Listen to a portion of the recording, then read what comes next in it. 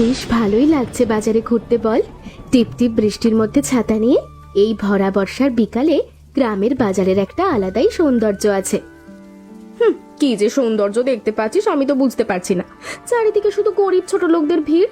তার থেকে একটা অন্য কোথাও বেড়াতে গেলে বরং ভালো হতো। হ্যাঁ, যা বলেছিস তুই। এই নোংরা বাজারে আসার জন্য এত কাণ্ড করা আর পোষায় না বাবা। উফ, তোরা যে কিরকম না আমি না ঠিক বুঝতে পারি না।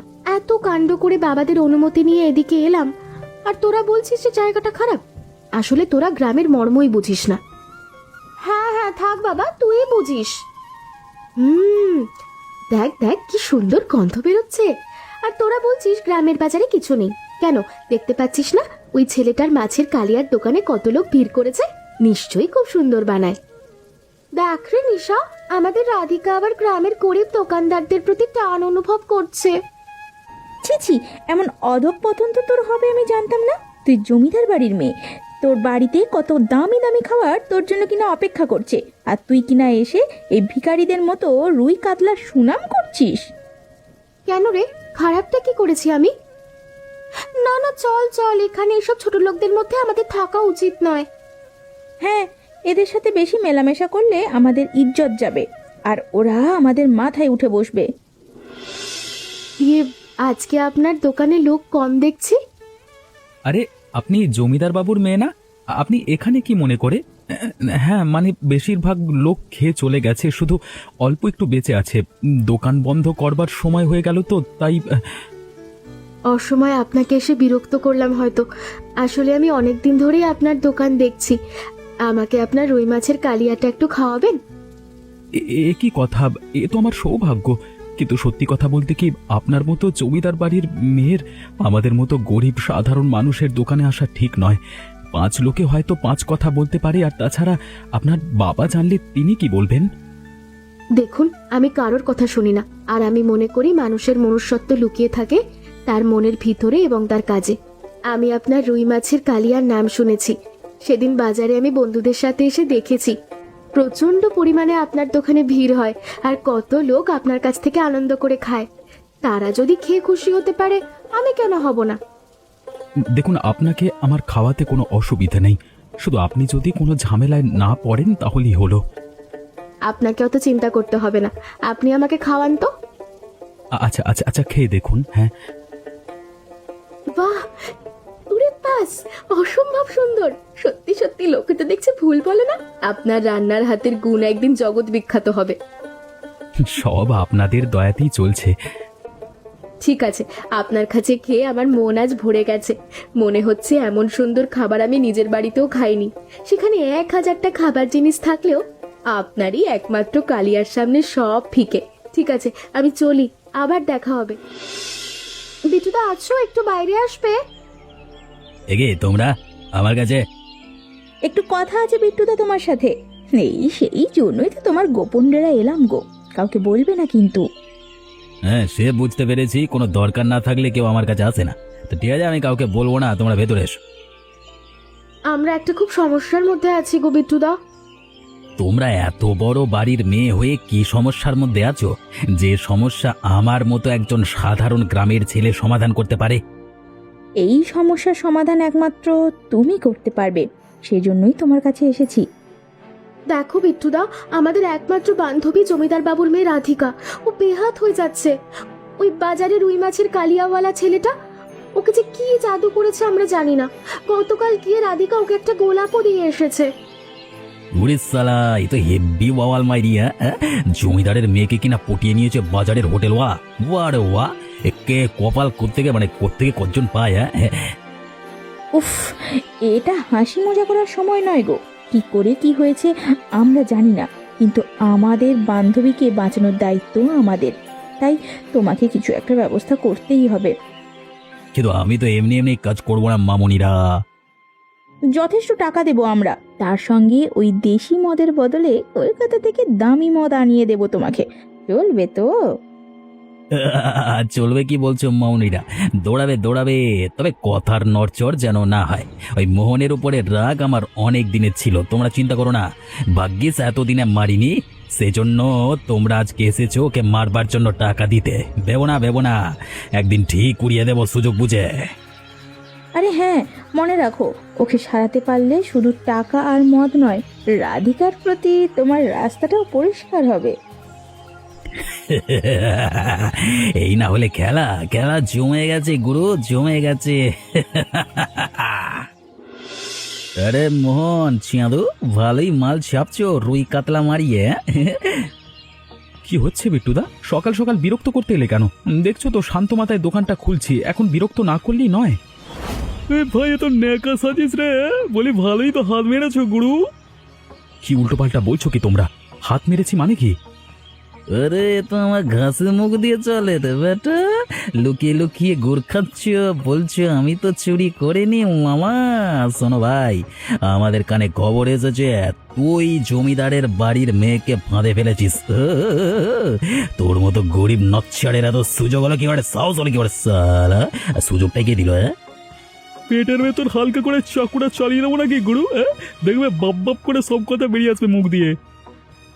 আরে মনটা ভালো থাকলে গলাতেও চালিয়ে দিতে পারি, বল রে। দেখো, আমার কোনো ঝামেলা ভালো লাগে না। আমি জীবনে কোনো দিন কারোর সাথে ঝামেলায় জড়াইনি। আমি আমার দোকান চালাই, তিনি আমার দোকানে এসেছিলেন, নিজের ইচ্ছায় খাবার খেয়েছেন, আর তার মধ্যেই যতটুকু কথা হয়েছে ততটুকু, তার বাড়িতে আমি কিচ্ছু জানি না।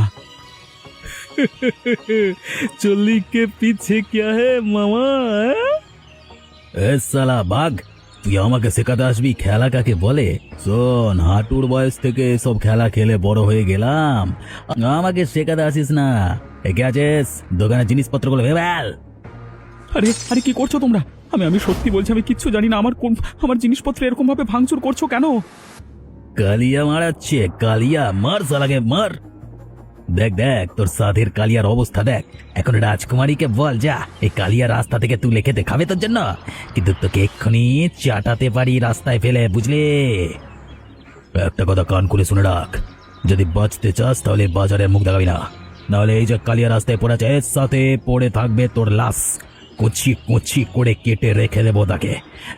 আর ওরা হচ্ছে সম্পত্তি, সুতরাং রাধিকার দিকে যদি আর একবারও ভুলে তাকিয়েছিস তাহলে তো জীবন আমি নরক করে দেব। চলে তোরা। কি বলছিলে তুমি? জানো কি চাও? জমিদার বাবু, আমার অপরাধ নেবেন না, মানে আমি আপনার মেয়েকে মানে বিয়ে করতে চাই। তুমি বিট্টু তো? মানে লোকে তো এই নামই ডাকে, তবে এ বিয়েতে আমার বাবা মার মত আছে, আর এত বড় পরিবারের সাথে সম্মানিত হলে আমার বাবা মা খুব খুশি হবে, আর আমি আপনার মেয়েকে খুব সুখী রাখবো। হ্যাঁ তাও বিট্টু, তুমি কি ভাবো আমি তোমার সম্বন্ধে কোনো খবর রাখি না? এই অঞ্চলে জমিদার আমি, সেটা তুমি ভুলে যেও না। তার মানে কি বলছেন বাবু? আমি তোমাকে খুব ভালো করেই চিনি। বাজারে তোমার আচরণ, তোমার দাদাগিরি, তোমার তোলাবাজির কথা সবকিছুই আমার কানে আসে। তুমি কি মনে করো আমি একজন জমিদার হয়ে জেনে শুনে একজন তোলাবাজের হাতে আমার মেয়েকে তুলে দেব? তুমি এখন আমার সামনে যতই ময়ূরের লেজ লাগিয়ে আসো না কেন, আসলে তোমার প্রবৃত্তি আমার কাছে গোপন নেই। শুনে রাখো, আমার মেয়েকে শুধুমাত্র সেই বিয়ে করতে পারবে যে সৎ এবং পরিশ্রমী। আপনি ভুল বলছেন বাবু। ঠিক বলেছ, এতক্ষণ ভুল বুঝেছি বলেই তুমি আমার সামনে বসে থাকবার সাহস দেখাতে পারছো। অনেকক্ষণ আগেই যদি আমি ঠিকটা বুঝে যেতাম তাহলে তোমাকে চাপকাতে চাপকাতে রাস্তায় বার করে দিতাম। এ মুহূর্তে বেরিয়ে যাও, আর এমন কথা ভুলেও নিজের মাথায় এনো না। মনে রাখ, এরকম জিনিসপত্রে আমার কোনো সম্মতি নেই। ঠিক আছে, আমি চলে যাচ্ছি, কিন্তু এর হিসাব একদিন আমি বুঝে নেব। বাড়িতে আছো? দরজাটা একটু খোলো না, আমি অনেক কষ্ট করে তোমার ঠিকানা জোগাড় করে এনেছি। আপনি কেন এখানে এসেছেন? তুমি আজকাল বাজারে আসো না কেন সেটা আগে বলো। আমি সবার কাছে শুনেছি বিট্টু তোমার সাথে কি করেছে। আপনি এখান থেকে যান, এসব বিষয় আপনি থাকবেন না। আপনি বড়লোক বাড়ির মেয়ে, আমাদের মতো গরিব মানুষের বিষয়ে নাক গলানোটা আপনার মানায় না। আমার সাথে দেখা করলে আপনার ক্ষতি হবে, আপনি জানতো। আজ আমি এখানে এমনি এমনি আসিনি, আমি তোমাকে কয়েকটা কথা বলতে এসেছি। কি আর কথা বলবেন আপনি? দেখো, তুমি গরিব কিন্তু সৎ আর পরিশ্রমী, আর আমার বাবা একজন এরকমই পাত্র খুঁজছেন আমার জন্য। তাছাড়া আমিও তোমাকে ভালোবাসি। তুমি ওই শয়তানগুলোর ভয়ে এখানে লুকিয়ে বসে থাকবে, এটা আমি কিছুতেই মানবো না। তুমি তাহলে সেই ছেলে যার উপরে অত্যাচার করেছিল এই বিট্টু আর তার দল বলা? আমার কাছে এসেছো কি প্রয়োজনে? বাবা, আমি ওকে দেখেছি। তুমি আমার জন্য একজন সৎ এবং পরিশ্রমী ছেলে খুঁজছিলে। আমি ওকে ভালোবাসি। হ্যাঁ, আমিও ভালোবাসি, কিন্তু গরিব, তাই বলতে পারি না সাহস করে। দোকান চালানো ছাড়া তোমার আর কোনো কাজ আছে? বাবা, আর কোনো কাজের কি দরকার? তুমি যদি ওর রান্না একবার খাও না, তুমি দুনিয়ার সব খাবারের স্বাদ ভুলে যাবে। হ্যাঁ, আমার রুই মাছের কালিয়া এ অঞ্চলে বিখ্যাত। তাই নাকি? হ্যাঁ বাবা, আর ওর রান্নার মতো ওর মনটাও খুব ভালো। আর আমি স্বপ্ন দেখি শুধু এই ছোট দোকানটা নয়, এই দোকান একদিন অনেক বড় হবে। আর আমাদের গ্রামে আমাদের দোকানে প্রচুর প্রচুর বাইরের লোক আসবে, এবং আমি শহরের মতো কায়দায় একটা প্রচন্ড বড় দোকান করব। বাহ বাহ বাহ বাহ, খুব ভালো কথা। এমন স্বপ্নদর্শী পরিশ্রমী ছেলেই আমি খুঁজছিলাম। ঠিক আছে, তুমি বসো। রাধিকা, তুমি ওর জন্য চা নিয়ে আসো। বাবা, তোমার কি তাহলে এই বিয়েতে মত আছে? হ্যাঁ, আমি রাজি। ধন্যবাদ বাবা, তুমি আমাদের বাঁচালে। আমি এক্ষুনি সবার জন্য চা আনছি। বেটার ছেলে, মার সালাকে। আমার খাবারে তুই হাত দিয়েছিস, তোর এত বড় সাহস! ছেড়ে দাও, আমি কিছু করিনি। জমিদার বাবু নিজে রাজি হয়েছেন, তাছাড়া ভালোবাসা কি পাপ নাকি? আর আমাদের বসের ভালোবাসা, তোর জন্য কি আমাদের বস দুঃখ পাবে নাকি রে? তোর এত বড় সাহস! সেদিন তোকে ঠেঙিয়ে এলাম, তারপরেও তো শিখতে হয়নি। এখন গিয়ে জমিদার বাবুকে ধরে নিজের জায়গা পাকা করছিস। এবারে পুঁতে রেখা ঘুরে গেলে সেই ব্যবস্থাই করবো আজকে। মার সালাকে, মার! দয়া করো, আমি আর পারছি না। ওপরওয়ালা দেখছেন, ছেড়ে দাও, একটু জল দাও, লাগছে। বস খতম হয়ে গেল নাকি? চলে চলে, যথেষ্ট শিক্ষা হয়েছে, মরে গেলে আবার কেল হয়ে যাবে। বাবা, ওই দেখো শয়তানটা যাচ্ছে। দাঁড়া শয়তান, তুই কোথায় যাচ্ছিস? তোর এত বড় সাহস! তুই আমার সাবধান করবার পরে ওই ছেলেটাকে ওইভাবে মেরে আসিস? আজকে তোর বিচার হবে। তুই মানুষ না, তুই হচ্ছিস শয়তান, একটা নরপিশাচ। আর শয়তানের শাস্তি আজ সবার সামনে হবে। এই গ্রামে আমার শাসন চলে। এই গ্রামের প্রতিটা মানুষ আমার কথায় চলে, আর তারা আমাকে সম্মান করে। তোর এত বড় সাহস! আমার বারণ করার সত্ত্বেও তুই আমার জামাইয়ের গায়ে হাত তুললি। ওইভাবে মারলি ওকে একা পেয়ে? কি ভেবেছিস আমরা ওর পেছনে থাকবো না? বস, কেটে বড় খেলা ঘুরে যাচ্ছে।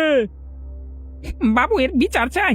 এই শয়তানটা অনেকদিন ধরে গ্রামে অত্যাচার চালিয়েছে, আর আমরা মেনে নেব না। আজকে ওর বিচার তোমরা করবে, আমি বাধা দেব না। এগি তোমরা আমাদের দিকে এরকম এগিয়ে আসছো কেন? মারবে নাকি? যেমন কুকুর তেমন তার মুগুর। পায়ের জুতোকে মাথায় তোলা হয়েছে সবাই মিলে অনেক দিন ধরে। এখন তোর উচিত শাস্তি হওয়ার সময়। এই তোমরা সবাই মারো মারো। হ্যাঁ, মারো মারো, ওকে আরো মারো। এমন ভালো মানুষটাকে যারা ওইভাবে মারতে পারে, তাদের এমন ভাবে শাস্তি হওয়া উচিত। মারতে মারতে ওদের সবগুলোকে গ্রামের বাইরে ফেলে দিয়ে এসো। এ গ্রামে ওদের আর দেখতে চাই না। ক্ষমা করে দিন বাবু, ভুলে গেছে, ক্ষমা করে দিন। ভুল? তোদের উৎপীড়নের শাস্তি আজকে এমন ভাবে পাবি যে আর কোনোদিন এরকম করবার কথা স্বপ্নেও ভাববি না। চল বেড়া, চল। আজকে আমি যাদেরকে নেমন্তন্ন করেছি তারা সবাই এই গ্রামের গণ্যমান্য ব্যক্তি। আমি স্থির করেছি মোহনকে জামাই করব, সেজন্য তার হাতের জাদু আমি নিজে একবার পরখ করে দেখতে চাই। আপনারা সবাই ওর হাতের রান্না নিশ্চয়ই খেয়েছেন, তবে আজকে এই জমিদার বাড়ির দামি মশলায় তার রান্নার স্বাদ কেমন ভাবে খোলে সেটা সবাই মিলে একবার যাচাই করে দেখব। সাধু, জমিদার বাবুর এমন বড় মনের পরিচয়কে আমরা সাধুবাদ জানাই। দেখো, কালিয়া রান্না হয়ে গেছে। এবার যে ভাজা পেঁয়াজগুলো রাখা ছিল সেগুলো এর উপরে ছড়িয়ে দাও, দেখবে রান্নার স্বাদ বাড়বে।